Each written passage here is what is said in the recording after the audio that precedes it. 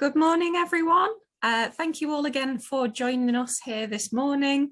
For everyone that has just joined, my name is Amy and I work at a national charity called the Reading Agency, and it tackles life's big challenges through the proven power of reading. And we're so excited to welcome you all to our third Reading Well for Teens virtual event. So we're going to be talking about teenage wellbeing, mental health, and how reading can help.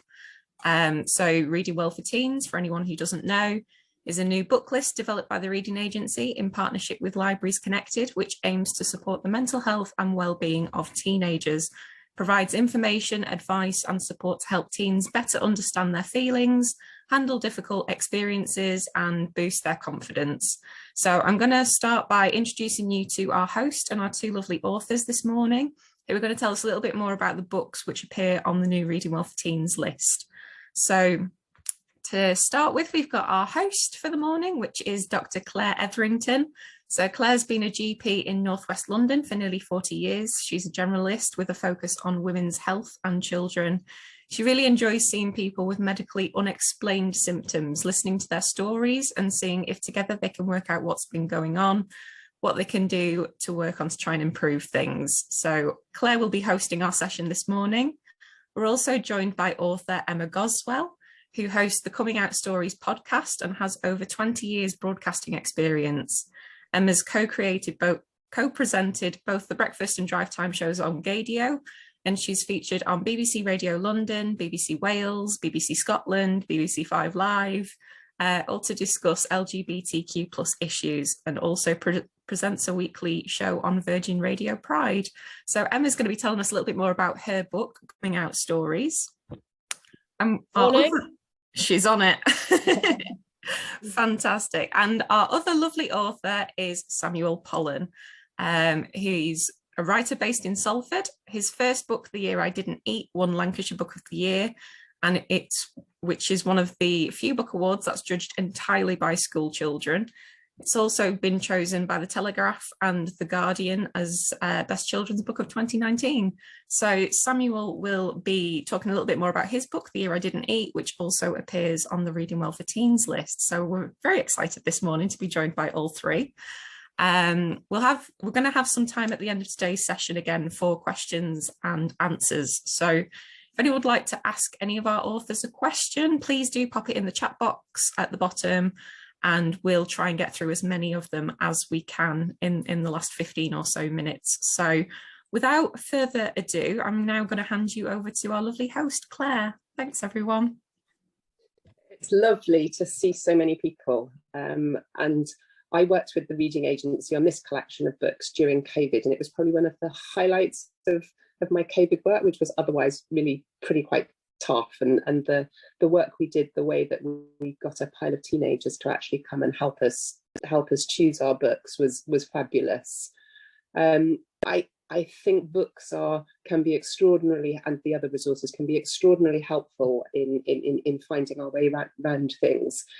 COVID has been awful for everybody, and I think teenagers have had a particularly tough time because a lot of the rules and impositions on you were you protecting old people like me from the illness, and so we messed up your lives to keep us safe, and I think we're now getting quite a lot of payback on that, in that I think a lot of people have lots of issues with minor or more serious mental health problems.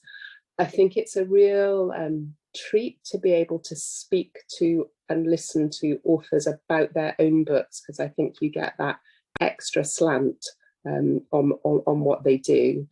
I think the thing that both our authors have in common today is that they use stories about real people, and actually things that are based on reality often touch us and chime a little bit. So I'm going to let them introduce themselves and share a bit about their books, and maybe read or maybe talk about what was behind things, and then we'll do some questions and answers. So handing over to Sam and Emma. Morning, everybody, from North Manchester and Salford, I think. Sam, only down the road, aren't you, Sam? Indeed, yes, keeping it all very local. Sam, do you want to go first and introduce yourself and tell everyone a bit about your book? Sure, will do. Thanks, Emma.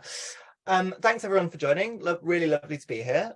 So yes, you've already been introduced. I'm Samuel Pollen. I wrote a book called The Year I Didn't Eat, and I'll tell you a little bit more about it. So it's about a 14-year-old boy called Max, and he is a teenager. He's going through all of the things that a teenager would ordinarily be going through: school and friendships and dealing with his family, which is nearly a full-time job for Max. And he's also living with anorexia. And so that's not an uncommon thing to be doing. The BEAT, the Eating Disorders charity, reckons about 2% of people in the UK living with an eating disorder of some kind, and that's probably doesn't sound like a huge number, but that's 1.3 million people. That's 2 Manchesters, right? And those people are of all ages and from all walks of life. And there are patterns. There are groups that are more likely to have eating disorders than others, but it's a really huge group and it's a really diverse group. Except it isn't if you consume any media at all about eating disorders, because we have a stereotype of what that looks like, and it's pretty well established, and it's established in most people's heads. And it's, you know, teenage girl throwing up in the school toilets or whatever, right?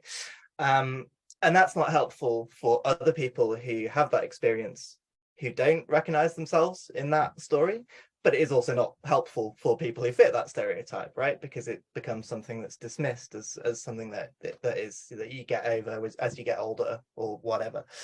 And then I think I wanted to write this book for that reason. I wanted to write this book because of the way we talk about mental health as a country. I think like that's changed massively over the past couple of decades. Certainly very different to when I had anorexia, which was 20 years ago, something like that. And because it used to be something we sweep under the carpet, and now we're told to speak up. And there's lots of ad campaigns and lots of, public figures who talk about this. It's nothing to be ashamed of. And you should speak up about any kind of mental health problem you have, which is a good thing, and that's great. But I also think we should be clear that that is not a solution, because not everyone wants to speak up, not everyone can speak up, not everyone is ready to speak up.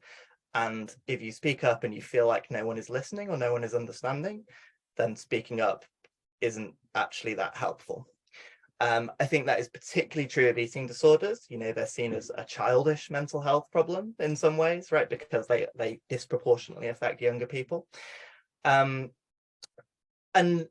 so I went through this, right? I had an eating disorder. I lived with it for about 2 years. I recovered from it. And you don't have a lot of perspective necessarily when you're living through something like that. But later on, I realized that a very significant thing for me were the connections I had to other people, right? The friendships I had and family. And it wasn't conversations about mental health that were important necessarily. It was just conversations. It was just being connected to other people around me.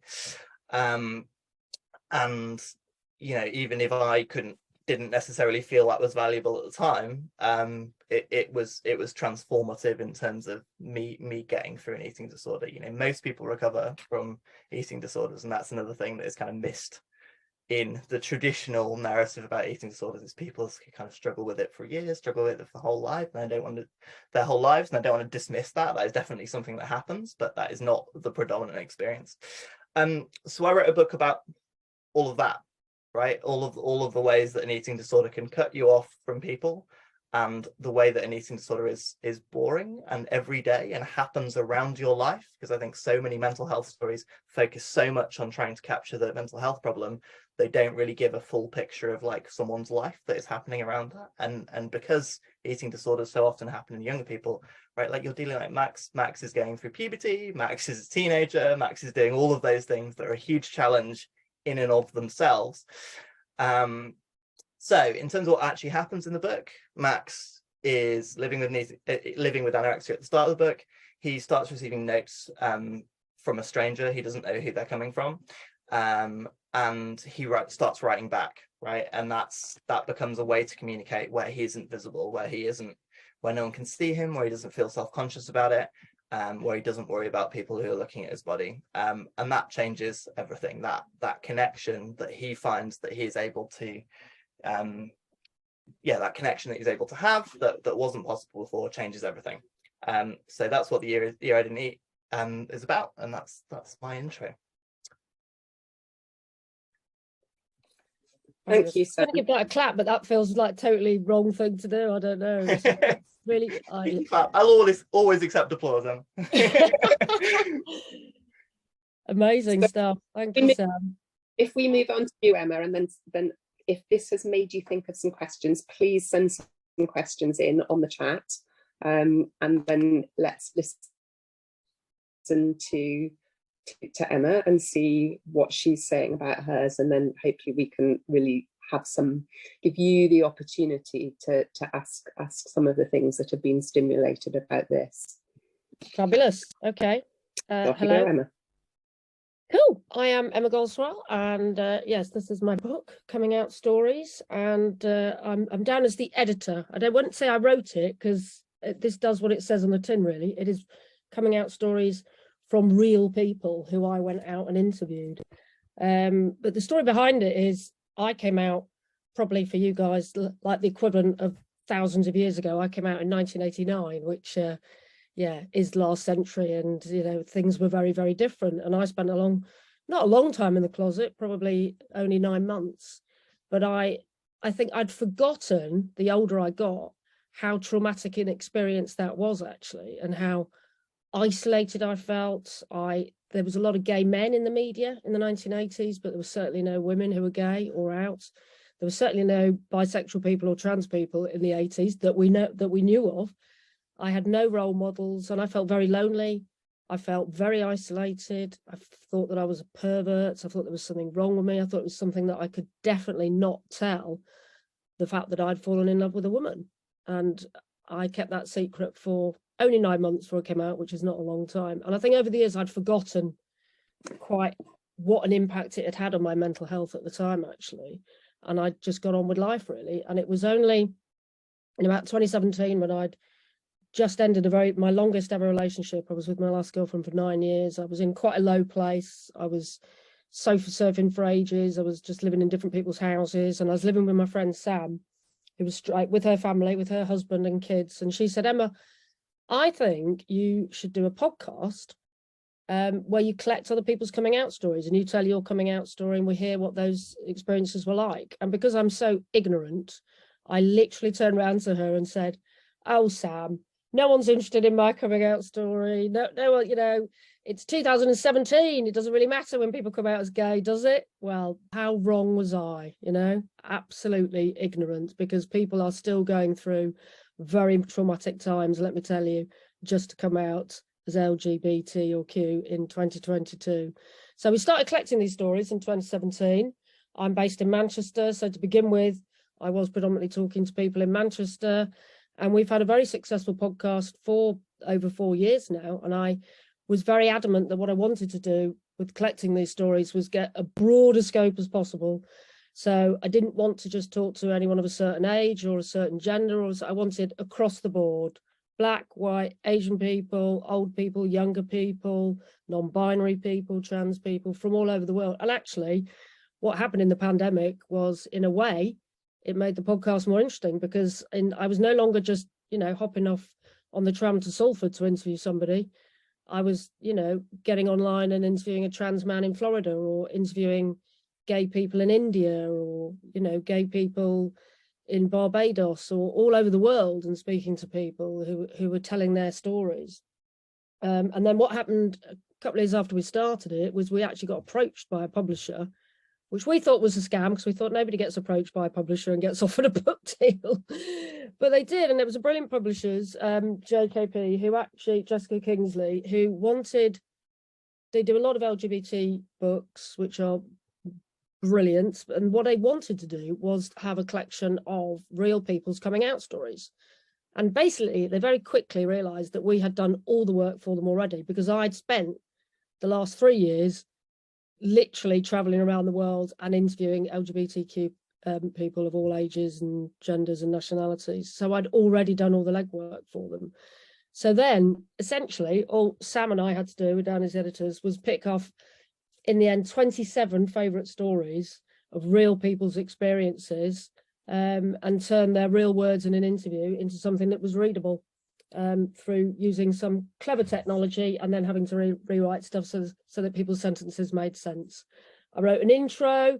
I got a brilliant man called Tim Sigsworth, who runs an amazing charity called the Albert Kennedy Trust, to write the other part of the intro, which, by the way, is another reason why we do the podcast. The Albert Kennedy Trust is a charity that is there to support homeless LGBT youths. And it staggers me that still today we need a charity like this, that young people are still, on occasion, running away, being homeless or thrown out their homes by their parents or carers because they are gay or because they are bisexual or because they're trans. So it's very important for me to include his words in the start of the book as well.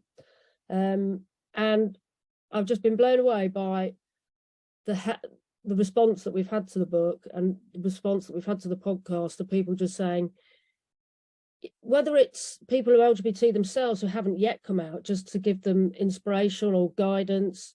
And the idea behind it was that, you know, whoever you are, whether you're a young trans man living in Brighton or whether you're a non-binary person living in Mumbai, you'll find a story that you will be able to relate to. And people have found real solace in just listening to how other people's lives have turned out once they've come out. So that's the story behind the book. I've been told it's very easy to read because it's all short chapters and you've got a little picture of the person there, a little bit about them, and then each story is only about sort of 20 pages each. And then from originally saying they didn't want any celebrities in the book, let's not cloud this with celebrities, Emma, they said. Then they decided, wouldn't it be nice to have lots of little snippets of advice from well-known people?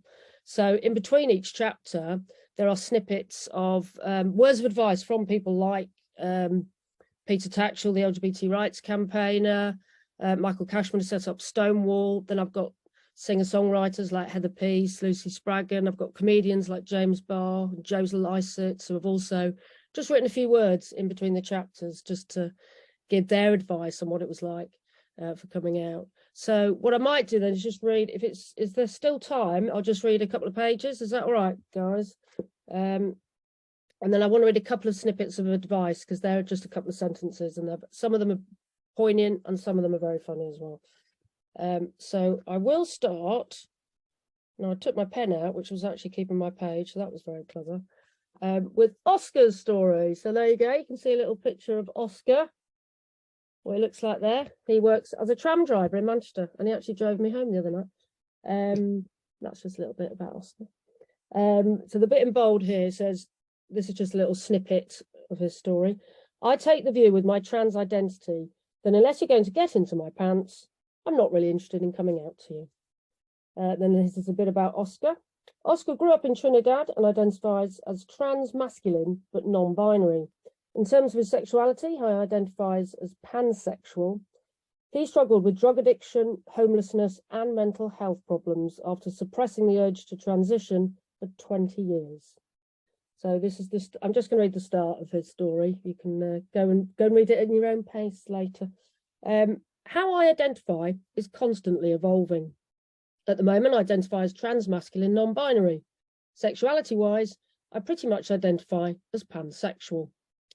I do tend to say I'm bisexual just for the ease of not having to have long conversations about it. I think it's important for people to realise that identity is really an internal thing, not necessarily how you look to other people. For me, non-binary is that you see gender on a spectrum, which is basically how I've always thought of gender. And so nobody is absolutely male or absolutely female. There's always a mix of the two. There's also the complication that gender is also a collection of ideas about how you look or react to other people. The idea that I'm me in isolation to the world is a bit ridiculous. So I am me in contact with people and situations at any given moment. So my identity is as fluid as my gender. I've had a series of coming out stories. Initially, I came out as lesbian. As I was growing up in the 1970s and 80s, there was very little language or information about identities other than heterosexual, binary gender identities. I was born in the Midlands in the UK. And when I was about 4, we moved to Trinidad in the West Indies, which is where my father's from. In many ways, it was idyllic. It's a beautiful island, and it's possibly one of the few places in the world that really celebrates a mixed race identity, which I have. We left Trinidad when I was 11, but I remember before we left, we started to hear stories about the AIDS crisis. That was probably the first time I'd ever really come into contact with the idea that a man could love a man and a woman could love a woman. It was confusing and also exciting because I was starting to recognize something in myself in the stories about the people I was hearing about. But also there was this terrible thing happening, and essentially there was lots of rhetoric about whether or not this was something that was supposed to happen. People would say things like, "Is God punishing gays?" and that kind of stuff. School in Trinidad was intense. I was bullied a lot in school for being different. I was a very masculine girl who hung around with boys and didn't really do lots of girl stuff. I knew I was different. I knew I wasn't the same, but also at that point, I hadn't really got the language of how I was identifying. I was questioning my gender from the time I was a child. I basically thought I was a boy up until primary school, but then I had to wear a dress because I was a girl. I hated it. I wore shorts underneath my dress as a way of protecting myself, but yep, I hated it. When I was teased for being in a dress, that was even more upsetting because I was already vulnerable in a dress. I had to wear a dress for my first Holy Communion. That was horrific. In terms of sexuality, I came out quite early. It was just after I moved back to the UK when I was about 12, and my mum was okay with that. She said, "You're part of the family, and that is not going to change." My dad was okay with it too. Basically, my mum told him, and I think it's quite amusing because she went with the hard news, then the soft news. She said, "Your daughter's addicted to drugs and she's a lesbian." And my dad was like, "I don't care who she sleeps with, as long as she gets off the drugs." And that's just the beginning of Oscar's story. He's just quite an incredible human being. And I just wanted to read a couple of the little quotes that are in between the chapters, which won't take long if that's all right, because there's loads of really good ones, but I'm going to pick two of my favourites. This is Jonathan Mayer, who's a comedian. He's hosted Manchester Pride a few times. "The closet is a weird fishbowl which distorts and distances the world around you. Only by coming out do we start to experience life, love, and friendship properly. Reactions can vary. My mother wasn't happy for a year, but ended up driving a pride float. Be brave. There's a world of love waiting." I just love that one. It's just a really good example of sometimes parents do take a long time to come around. And then I'm just going to finish with one that always makes me laugh. And it's a true story. And it's James Barr, who's a comedian. I think he also presents The Breakfast Show with Fleur East on some radio station I don't listen to. You'll probably know more than me. Anyway, this is his. "When we come out, we could be changing the scripts that our parents have written for us.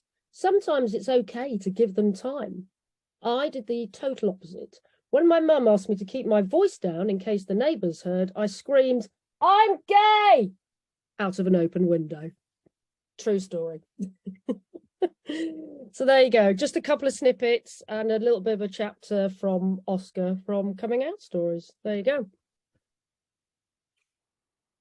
Thank you, both of you. And I love those snippets. And I love the way that you did the shouting in your own house too. I haven't got an open window though, but I think everyone in the street pretty much knows that I've got a female partner and a baby. I can see that we've got one question in the chat already. I just wondered, while you're thinking of other questions, I'm a GP and I'm much older even than Emma and Sam, and so I'm very aware that I think GP surgeries can be very unapproachable for teenagers, and I would love people to put any ideas they have about how GP surgeries, and maybe teachers too, and librarians, could be making it easier for you guys to ask for help. So if anybody has any ideas, please share. And at that point, we'll make sure that we share those ideas widely across those various organisations. Amy, do you want me to start off with the question that we've got in the chat? Can I just quickly answer that, Claire, for you? Yeah. There's the brilliant organisation who are based in Manchester, but they are national, called the LGBT Foundation, and they do a specific thing working with GP practices, which I'm sure you know about. But yeah, and they make practices and GPs more LGBT friendly. And there are very simple stickers that you can get to put in the windows and posters up on the wall. And in fact, when I went to my doctors and they had all the posters up from the LGBT Foundation and they were playing Gadio in reception, I was like, yeah, this is a good GP practice. I'm happy to be here. And so that's really lovely to hear those things that I think some of us argue about is that a token gesture? Actually, if those small things help. So the RCGP, the Royal College of GPs, actually works with the LGBT Foundation, and you can actually get quite a lot of help about how to have a look around your practice, make it more accessible, make it more inclusive for all sorts of people. So the question that we have got is actually for you, Emma. So Jack has written, Emma, would you make a second coming out stories book in the future to draw any comparisons? Jack, maybe just put in the chat if I've got this wrong, but I think perhaps you're thinking about more some very up-to-date stories and whether or not it's different now than it was even pre-pandemic or 5 years ago. Jack, great question. Yeah, 100%. I would love to do another book, so hopefully my publisher's listening to this. Because I think even since we'd put the book together a couple of years ago, things have changed a lot and things have moved on in terms of definitions and in terms of more people. We have got a couple of people in the book who identify as non-binary, but I think a lot more people are identifying as that now, and I think it'd be lovely to get a lot more younger people and a lot more people who identify as gender queer in the book as well, because I probably have got more LG, lesbians and gays and bisexuals, certainly got a few trans people in there, but you're absolutely right. I would love to do a more update version with more people who identify as gender queer. But what is interesting about the book anyway is I think there are already comparisons, because if you read the book, there is a mixture of teenagers up to people who are pensioners. So, for example, I've got someone in the book who was actually at the original Stonewall riot. So their experience in New York in the 1950s and 60s, comparing to someone living in the UK in the 90s and noughties, it already has the comparison. So in a way, the book is almost like a sort of LGBT history, because you've got those historical moments in the book as well, in relation to people who are coming out in a big multicultural and forward-thinking city like Manchester in the noughties. So there is a real mixture. I've even got, there's a lady in there actually with an incredible story who ran away from Ireland to move to Manchester, was homeless on the streets, got in trouble with the law. This is the 1960s. And was actually threatened with a lobotomy, which you'll be grateful to know this doesn't occur anymore. If you don't know what that is, it means part of your brain being removed. And she was threatened with this because she was a lesbian, and they put her criminality down to the fact that she was a lesbian rather than the fact that she was homeless on the streets and needed to steal to survive and wasn't being supported. So there's some really interesting stories of people that came out a long time ago, mixed with stories of people that have come out a bit more recently, actually. So I think overall you get a sort of historical perspective, really, and you do realise that things, even though they are a lot better, are still not easy for a lot of people to come out as LGBTQI. Does that answer the question? So Jack has put in the chat that yes, he works in a library, and that the coming out stories change every year, so that people are seeing differences even in the passing of a very short period of time. When I first started as a GP, one of my really powerful memories are of a gay couple in their 90s who had both been to prison at various times because they were gay, only because they were gay. But actually, for me, they'd managed a relationship of over 50 years. And, you know, you walked into their house and they had shared stories and knickknacks, and when gay marriage became legal, they got married and they sent me a piece of cake at the surgery, and it was that lovely bit of watching things moving on. And I know we're not there. Sam, I was really struck, you talked about the difference between kind of stereotyping people with particular illnesses, and I think you're right. We all talk about about the stereotype of the person with an eating disorder who's a high achieving posh girl in a private school. And you then talked about being treated as individuals, and I wondered if you'd got a bit more to say about that. Again, what can schools and healthcare professionals think about and be aware of about that? Yeah, it's obviously one I thought about a lot when I was writing the book. It's I suppose the first thing I say is perfectly reasonable for for medical and epidemiological reasons to go, well, okay, this is more common in this population, this group of people. Let's focus more of the resources at that population. That's not a reasonable thing, and let's look out for this condition or this problem or this situation, particularly in a certain group of people. I think where that becomes a challenge is that then is what the rest of society does with that from that point, right? It's because we run away with it, and we make stories about it, and we make stereotypes about it, and we all do, and we're all guilty of this, I think, in just low level ways throughout our lives. We see people on the news, and we go, okay, I bet that person is doing X, is doing drugs or doing whatever, like that kind of that imagining other people's lives. And there's a lot that's good about imagining other people's lives, because that's what empathy is, right? That's like trying to understand the world from other people's perspective, trying to understand what they're going through.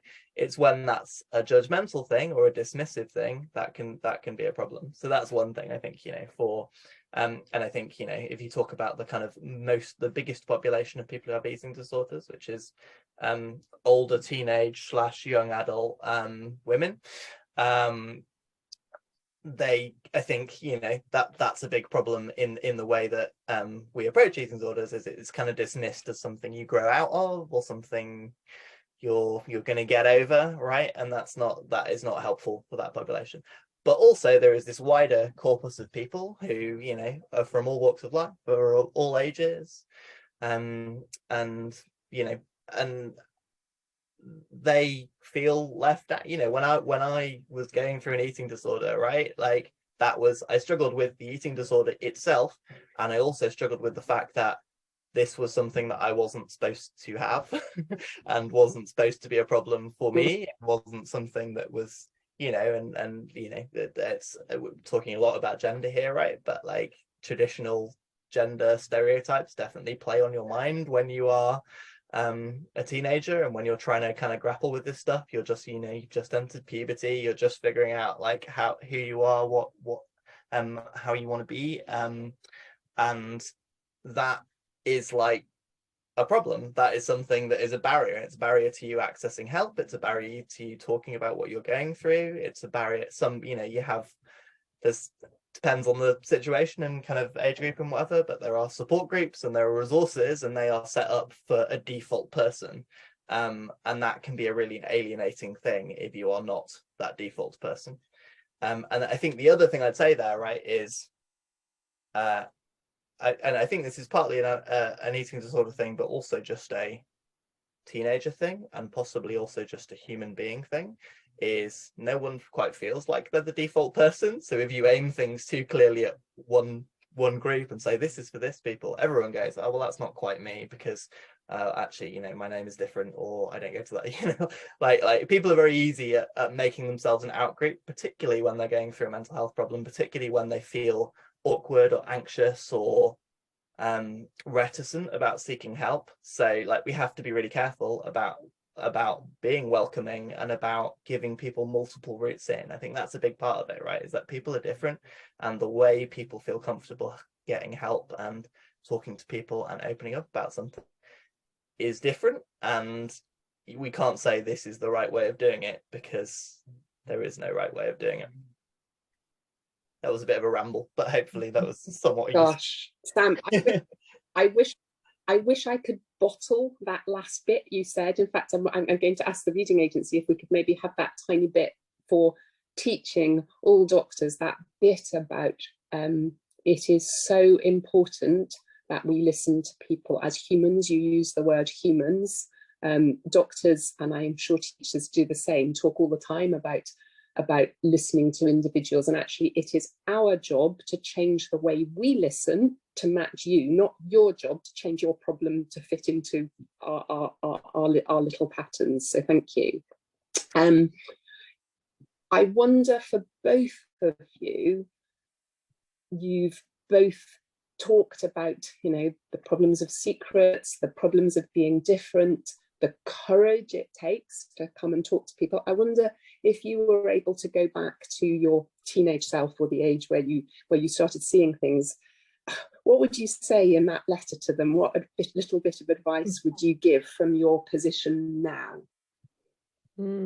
I think the big thing is that the older you get, the less you care, which is good, but you can't really have that hindsight when you're young, can you really? But I think I would try and instill that knowledge that it doesn't matter.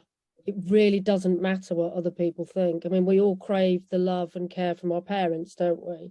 You know, but I wish I'd cared less, but that they cared less about what everyone else thought. So I remember this one occasion where my parents were like, oh, we'd gone to this Christmas party at the neighbours. They're like, oh, you didn't tell the neighbours you were gay, did you? It was like that sort of shame, and that sort of it. Like, my parents are okay with it, but then when they said things like that, I was like, well, they're not really okay with it, are they? Why do they care if I've told the neighbours or not whether that I'm a lesbian? You know, it's this sort of ridiculousness and worrying what the rest of the street thinks or the rest of the world thinks, and we do. And I think that's even more paramount when you're young and when you're a teenager. You desperately want to be liked, and you want to be loved, and you want people to accept you, but that comes at a cost. Why are you wanting to be accepted for someone that you're not? I don't want to be accepted just because I'm straight and I fit into heteronormative society. I don't want that. I want people to like me for who I am, and I happen to be a woman that loves other women. That's me.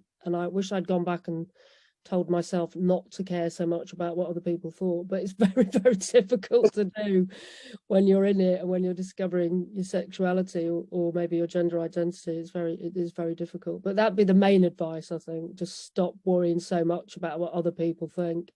Worry about your own happiness and your own health above anyone else's, I think. Sam? Yeah, and I think there's a lot of but that last bit would be very similar to what I would say. Stop worrying about what other people think. I think, you know, with mental health things particularly, it's you there's that whole thing of no one can really understand what I am going through, and that becomes like that's a circular thing that cuts you off from everything, because if no one can understand, then no one can do anything about it. And there's no way of someone really understanding it. So what do you do?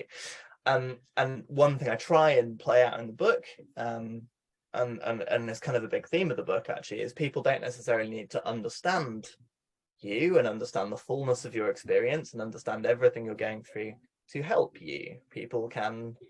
That's an unrealistic goal. If you make the foundation for help understanding, then you're setting yourself up for a fail, because actually no one, you know, we don't, like, medical science doesn't really understand lots of mental health problems. This is not a fixed problem that we're like, oh, we totally get how that works. We get how it's different from different people. We get what we do, you know, otherwise we could just cure all mental health problems immediately if we fully understood that. I'm being glib, but you understand what I mean, right? We don't, like, it's not a fixed problem. So if you make people understanding you, your foundation for doing anything about it and talking to people, then you're setting yourself up for a fail.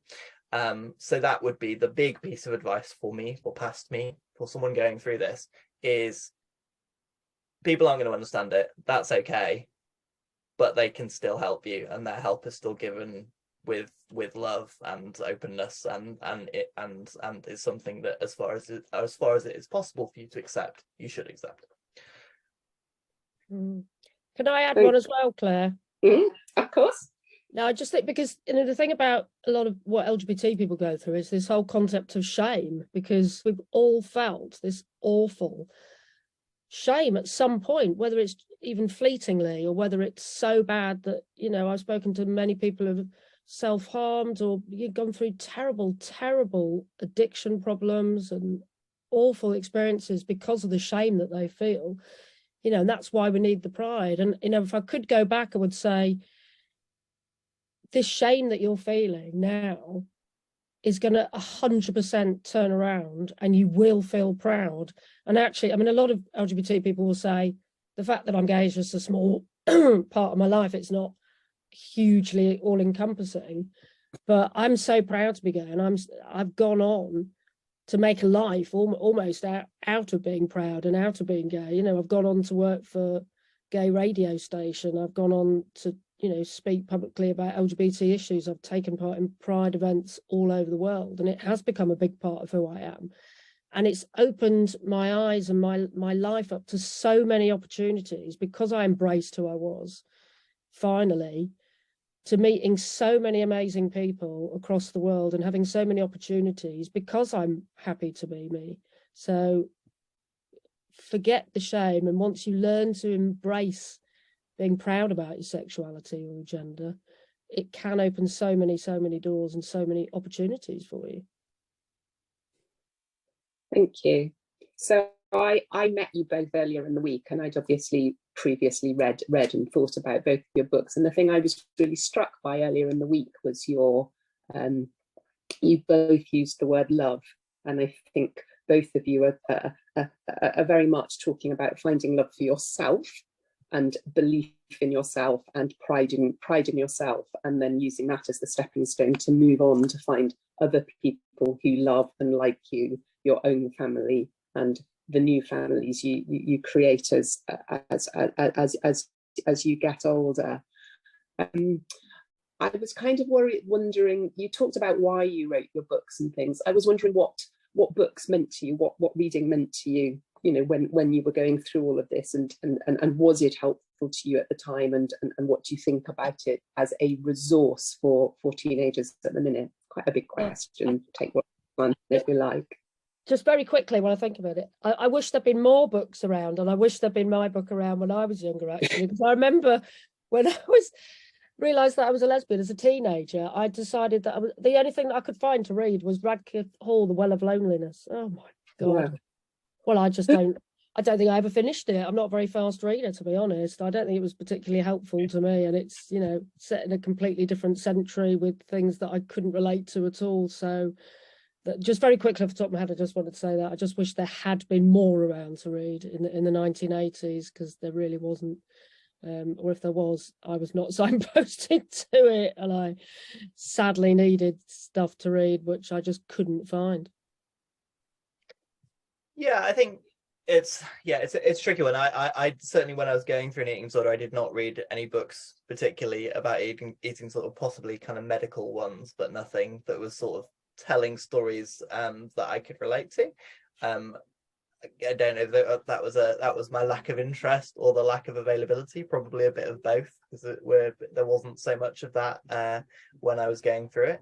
I think every book in the world is about, you know, imagining the world from someone else's point of view, right? Like I just talked about how it's not really about understanding, but empathy is the basic stuff of books, where you read a fantasy book and you imagine what it would be like to have an ogre wielding an axe at you or whatever, right? Like that's what you read a thriller and it's like, oh, is this person going to be killed, right? Like that's why books are exist.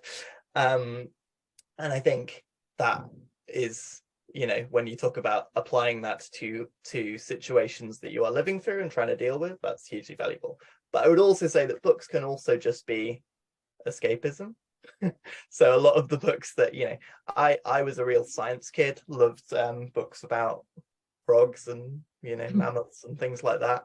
I read lots of, and I think probably when I was going through an eating disorder, if I'm honest about what I actually read, it was probably things about dinosaurs and voles and stuff, right? Like it was books about science that I was interested in and planets that, you know, I don't know, I was very, very insensitive. And I think that's a thing that's worth saying as well. We're obviously talking particularly about books that deal with topics and try and kind of unpack them and help people understand them, but also books in themselves are just about escapism and just about enjoyment and wish fulfillment and whatever it is. And particularly if you are going through a mental health problem, you feel lonely, you're struggling to deal with stuff, that's great to do that. Do whatever works for you, read whatever works for you. Can I just pick up on Sam's point about escapism, because that's one thing I really should be talking about. And I do find that a lot of LGBT people do get really into science fiction, and I think gay men in particular, I don't know what it is, just obsessed with Doctor Who. But I mean, certainly as a teenager, I was reading things like Isaac Asimov and Ian Banks, and I think there is an element of just totally wanting to escape from the real world and totally just going to another universe or another sphere of existence that has, where anything can happen and anything goes and everything's completely bonkers. And I think for LGBT people, that's really, really valuable, actually, just to have that escapism, and that's what reading can do. So I probably got a lot more from that than I did from Radcliffe Hall, to be honest. And so I'm struck by Sam saying, do whatever works for you, and your bit about, yes, reading the only book that there was available about gay life when you were going through it, and that actually escapism can be really useful. Sam, you mentioned that you were a science person, but that actually we don't really have any science about mental health problems. If we're being really honest, we have almost no science about any diseases. If you really look at what doctors can cure with medicines and surgery, it's tiny. Much of the cure is to do with our lifestyles and the way we live. And the escapism, if you put people into scanners when they are doing something like reading or drawing or listening to music, it actually lights up different bits of your brain.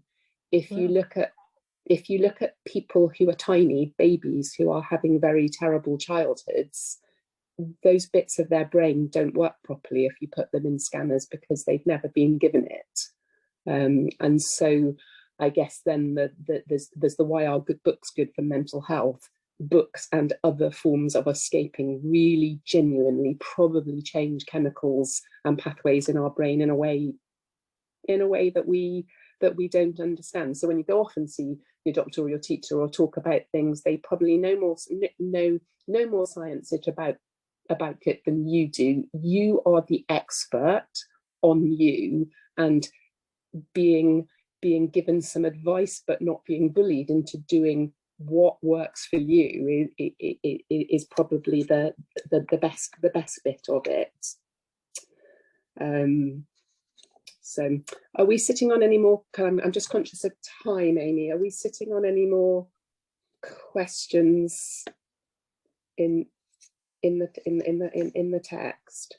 So last few minutes for anybody who actually wants to put a question into place. If anybody in the audience has got books that are not on our list or organisations that are not on our list. So for example, Emma, I'd not heard of the Albert Kennedy organisation. And I think one of the things about getting libraries and teachers and healthcare professionals to work together is how we share those resources. So for teenagers, again, GP surgeries can be very difficult places to contact, but actually all GP surgeries have patient group. We would pay a fortune to have a teenager on our patient group. You'd be welcome, I would think, in any surgery. You'd be welcome online. You'd be welcome to give us suggestions. You'd be welcome to be just an online site, sort of sense making to make sure that what we're doing works.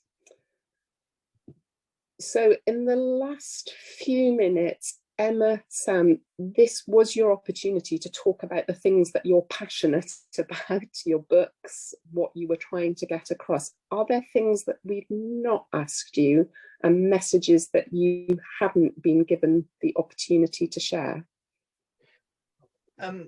Well, one thing I'd say is, and it's probably a bit of a contrast between Emma's book and mine, because I think Emma's book is about who you are and being true to who you are, and my book is in some senses about mental health problems or eating disorders are not who you are, right? It's the thing that you are going through, and that was one thing I really wanted to write about. It's something I've been challenged on a lot, right? Is that without wishing to give too much away, there's broadly a happy ending to the novel I wrote. And like recovery is not just a possible outcome, not just a plausible outcome, but a likely outcome of most mental health problems.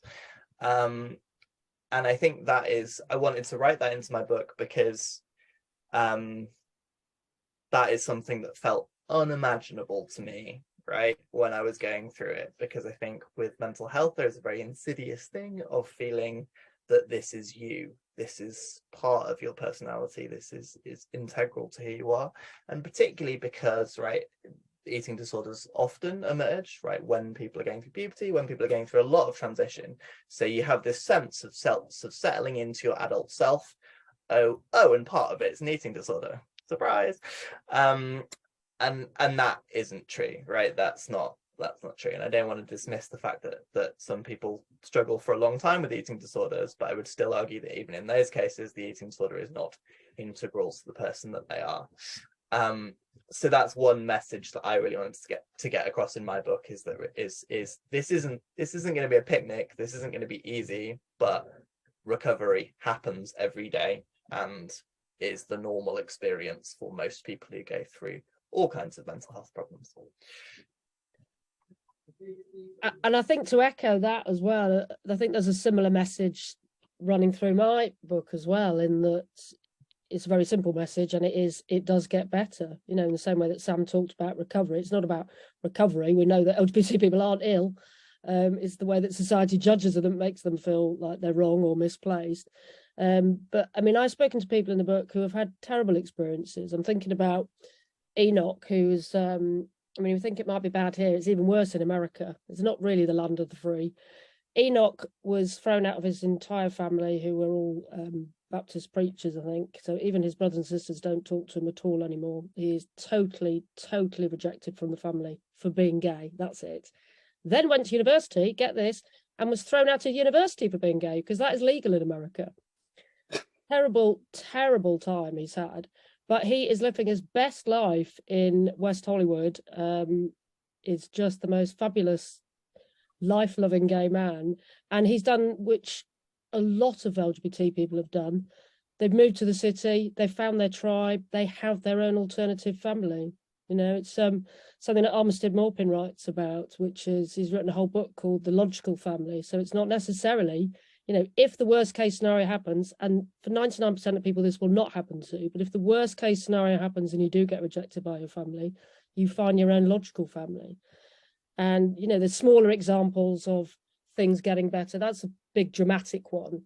But I'm thinking of someone else in the book who, her parents nearly divorced because her mum couldn't cope with the fact that she was a lesbian, and her dad was absolutely fine with it. And then fast forward literally a year, and she went to her graduation, went on a night out with her and her girlfriend, and then sent her a birthday card the following week.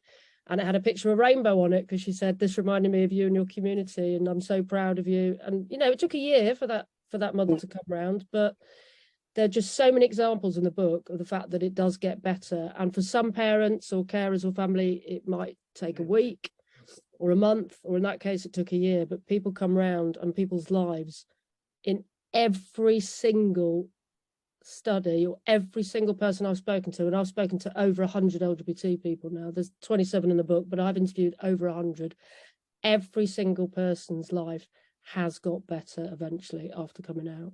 100% guaranteed. So that's a really important message. So they're very similar messages, aren't they? It gets better. But Sam, you said at the time it might have been unimaginable. In the last couple of minutes, how could an adult who was trying to help you say that to you without sounding patronizing and glib? What would it have taken?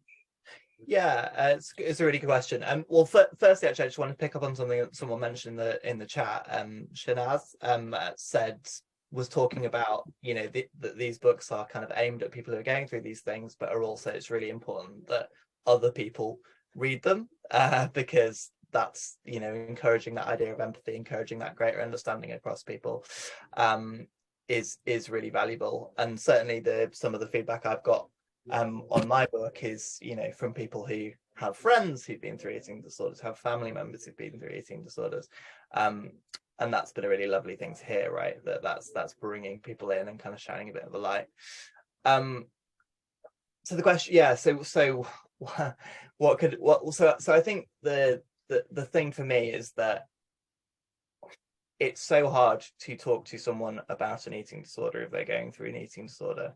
And obviously that is something that, you know, doctors and there are people who should do that, and immediate family have to some extent. But also the thing that was really valuable to me, and the thing that I think is the easy way in, is don't talk to me about eating disorder, talk to me about other things I care about. Talk to me about, you know, football or animals or speedway or whatever, like whatever I'm into, because that connection is important, and that lack of the isolation and the alienation that comes from a mental health problem is important, but the topic not so important. Mostly I'd rather have a conversation with you than have a conversation about an eating disorder, and I think that's true whether you're going through an eating disorder or not. Okay.